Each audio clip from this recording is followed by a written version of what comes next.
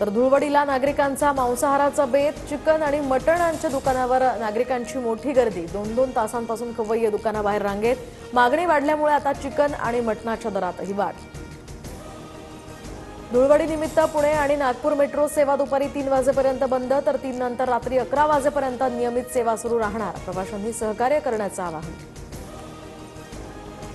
मुंबईत सलग दुसऱ्या आठवड्यात प्रदूषणाचा विळखा। शहरातील वातावरण सध्या धुरकट। इमारतींवर सुद्धा धूळ साचली।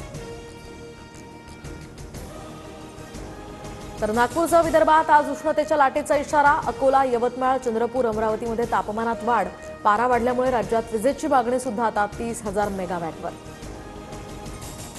अष्टपैलू खेळाडू अक्षर पटेल दिल्ली कॅपिटल्सचा नवा कर्णधार, तर केएल राहुलनं कर्णधार पद नाकारल्यानंतर आता अक्षर पटेलकडे संघाची जबाबदारी। 22 मार्चपासून आयपीएलचा हा रणसंग्राम सुरू होणार।